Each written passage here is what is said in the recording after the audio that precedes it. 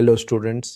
आज हम समय, गति और दूरी अध्याय का दूसरा भाग पढ़ने वाले हैं, जिसमें हम एडवांस कॉन्सेप्ट्स और एग्जाम लेवल क्वेश्चंस को विस्तार से समझेंगे। सबसे पहले हम मुख्य सूत्रों को दोहरा लेते हैं।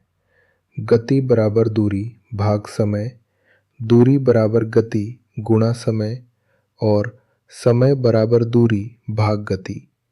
ये तीनों सूत्र पूरे अध्याय की नींव हैं और हर प्रश्न में उपयोग होते हैं। अब हम औसत गति का एक विशेष केस समझते हैं।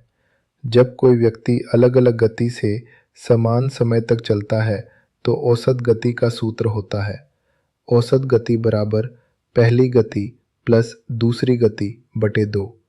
ध्यान रखें कि यह केवल समान समय के केस में ही लागू होता है। अब एक उदाहरण देखते हैं। एक व्यक्ति आधा समय 40 किलोमीटर प्रति घंटा और आधा समय 60 किलोमीटर प्रति घंटा की गति से चलता है। यहाँ दिया है गति 1 बराबर 40 और गति 2 बराबर 60। सूत्र है औसत गति बराबर x प्लस वाई बटे 2। हल करने पर हमें मिलता है 40 प्लस 60 बटे 2 यानी 50 किलोमीटर प्रति घंटा। अब हम अनुपात आधारित कॉन्सेप्ट समझते हैं। यदि दूरी समान हो तो समय गति के व्युत्क्रमानुपाती होता है। इसका अर्थ है कि यदि गति बढ़ेगी तो समय घटेगा। यह कॉन्सेप्ट कई प्रश्नों में शॉर्टकट के रूप में काम करता है। अब उदाहरण देखते हैं। यदि दो व्यक्तियों की गति का अनुपात 2:3 है तो समान दूरी तय करने में उनके समय का अनुपात क्या होगा। यहाँ दिया है गति का अनुपात 2:3। सूत्र है समय व्युत्क्रमानुपाती है गति के, तो समय का अनुपात होगा 3:2। अब हम एक बहुत महत्वपूर्ण कॉन्सेप्ट समझते हैं, मिलन बिंदु। जब दो व्यक्ति एक दूसरे की ओर चलते हैं तो वे एक बिंदु पर मिलते हैं।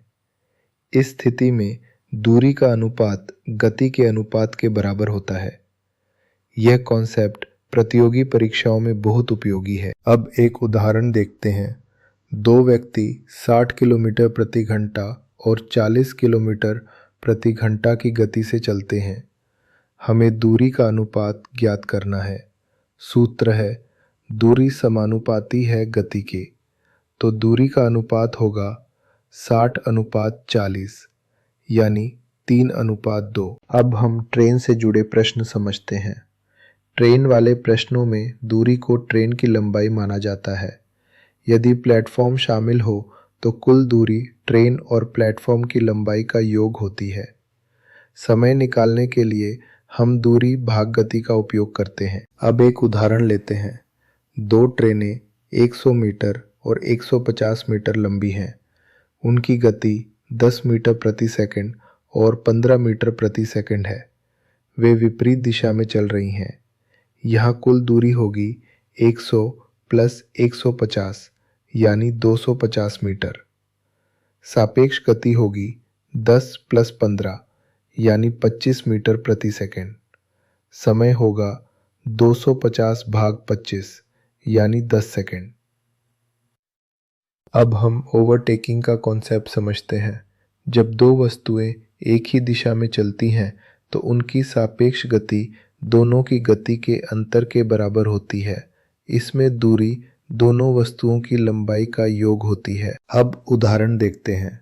दो ट्रेनें 80 किलोमीटर प्रति घंटा और 60 किलोमीटर प्रति घंटा की गति से एक ही दिशा में चल रही हैं।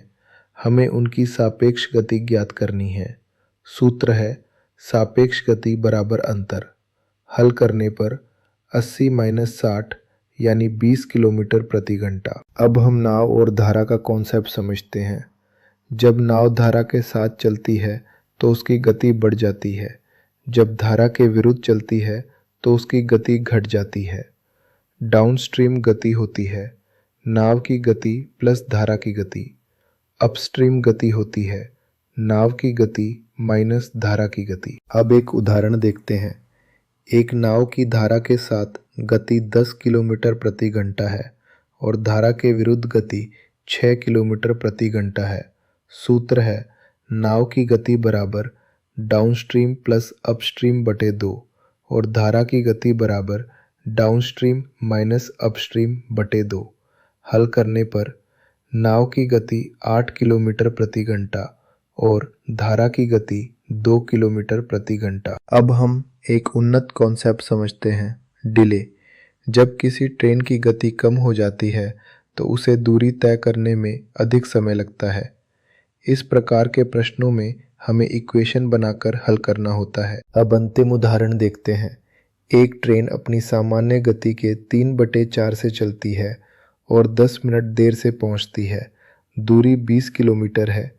मान लेते हैं सामान्य गति x है तो नई गति होगी 3x/4। समय का अंतर 10 मिनट यानी 1/6 घंटा है। अब इक्वेशन बनाते हैं। 1/6 बराबर 20/3x/4 माइनस 20/x। इसे हल करने पर हमें x बराबर 40 किलोमीटर प्रति घंटा मिलता है। तो विद्यार्थियों, आज हमने समय, गति और दूरी के एडवांस कॉन्सेप्ट्स को विस्तार से समझा। इन सभी कॉन्सेप्ट्स का अभ्यास करने से आप किसी भी कठिन प्रश्न को आसानी से हल कर पाएंगे। जय हिंद।